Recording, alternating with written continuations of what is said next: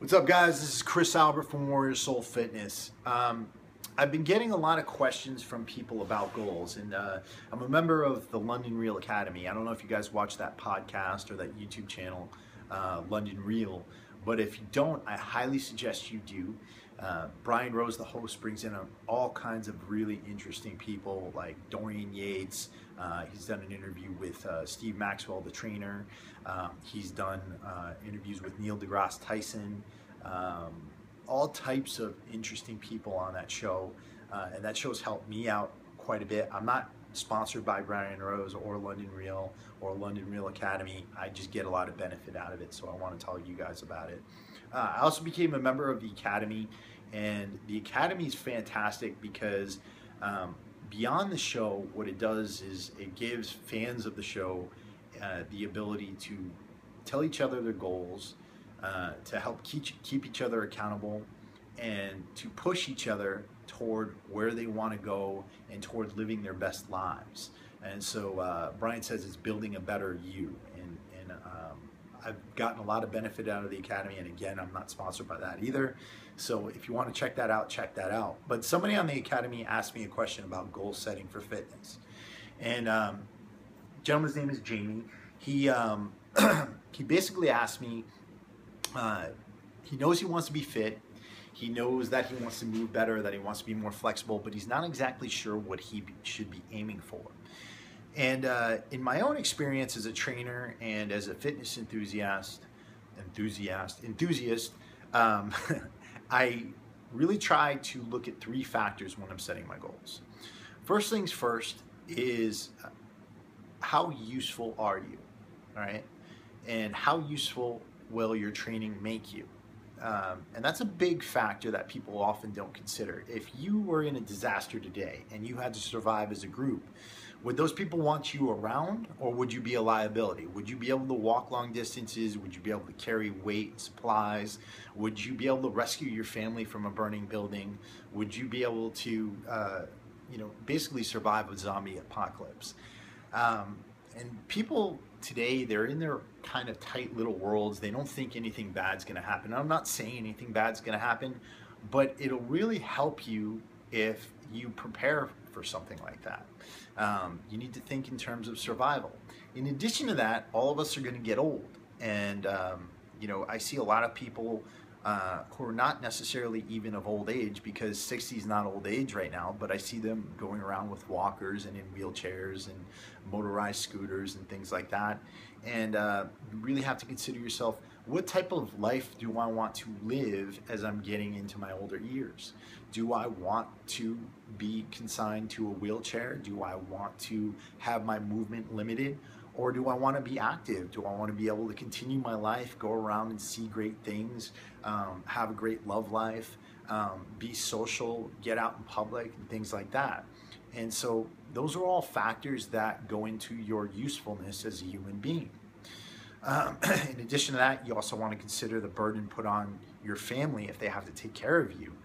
If somebody has to watch over you all the time, make sure you're not falling downstairs, you really need to consider those things. And so part of your goal should be your usefulness. Are you able to get up off the floor, hit the floor and get up off the floor?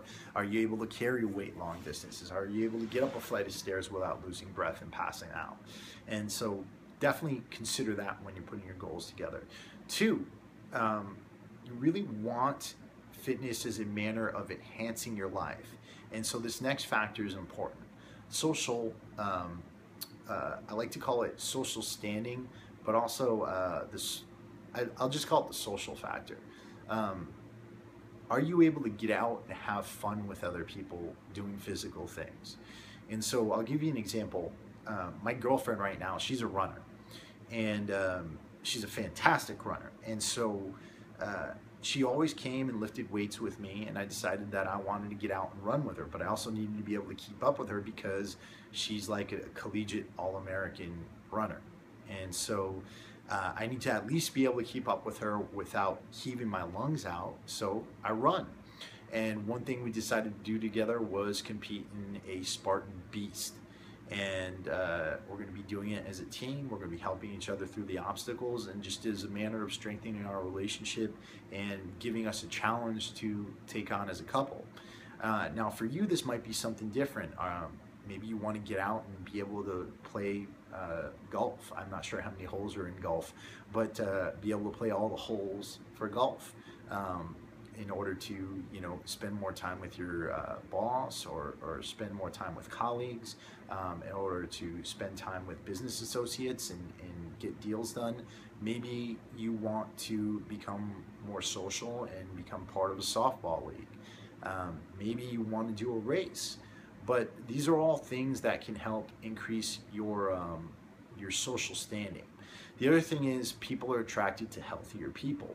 So one other factor you want to consider is if you're single or you're having trouble with your love life, maybe just appearing healthy. Maybe your goal can be to reduce inches on your waistline to appear healthier to the opposite sex.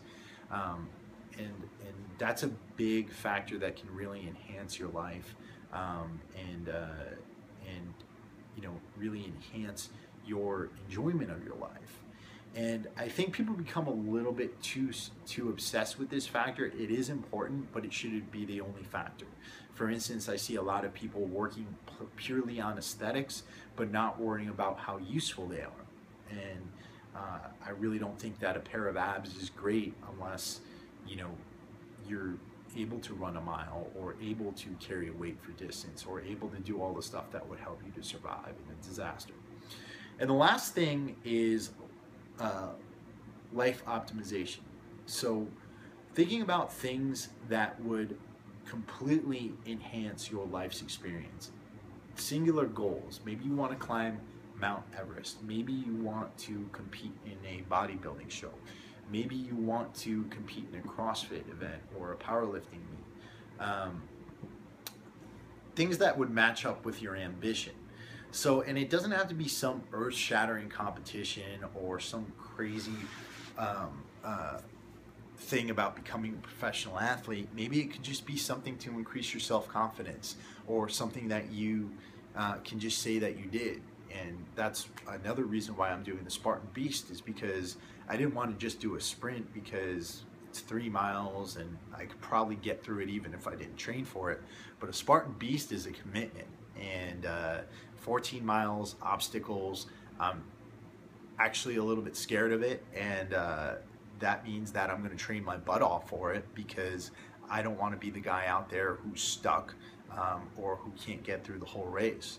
And so that's just a couple of different factors that I put together as far as what I do with my clients to try and determine goals, what I do for myself to try to determine what fitness goals I have. And I think these are important. Goals aren't entirely necessary unless you feel like you're stuck. These are questions to ask yourself if you can't figure out what your goals are, or you can't figure out what you're working for, or you need some extra motivation in the gym.